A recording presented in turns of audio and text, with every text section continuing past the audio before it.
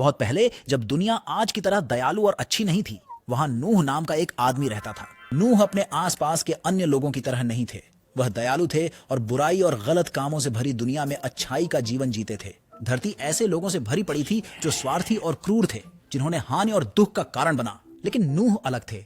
उन्होंने दूसरों की परवाह की और धर्मपरायणता से जीवन जीते। परेशानी भरी दुनिया में अलग पहचान बनाई। एक दिन नूह को भगवान से एक खास संदेश मिला। पृथ्वी की स्थिति से दुखी होकर भगवान ने इसे साफ करने के लिए एक बड़ी बाढ़ भेजने का निर्णय लिया। हालांकि भगवान ने नूह की अच्छाई को देखा और उन्हें, उनके परिवार और पृथ्वी के प्राणियों को बचाना चाहते थे। भगवान ने नूह को अपने परिवार और जानवरों के लिए सुरक्षित आश्रय के लिए एक विशाल नाव, एक संदूक बनाने के लिए कहा। दूसरों की अविश्वास और उपहास के बावजूद नूह ने अथक परिश्रम किया। विशाल नाव का निर्माण। एक असाधारण घटना में हर प्रकार के जानवरों की जोड़ियां आने लगी। शेर, हाथी, पक्षी और यहां तक कि छोटे कीड़े भी। वे एक रहस्यमयी मार्गदर्शन से नाव में आए। आसन्न बाढ़ से बचाया जाना। फिर बारिश शुरू हुई।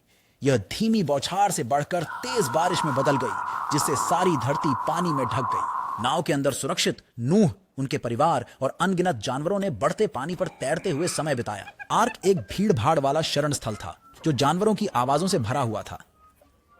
नूह और उनके परिवार ने उसकी देखभाल का विशाल कार्य संभाला। नोआ ने सूखी जमीन की तलाश में एक कबूतर भेजा। उसने एक जैतून की शाखा वापस लाई, जिसका मतलब था कि जमीन पास है, और पानी उतरने लगा।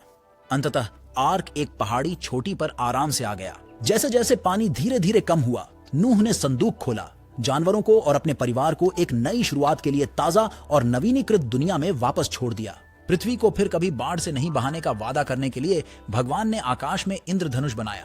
यह उम्मीद का एक जीवंत प्रतीक था। नूह, उनके परिवार और सभी पृथ्वी के प्राणियों के लिए एक नया अध्याय चिह्नित करता था।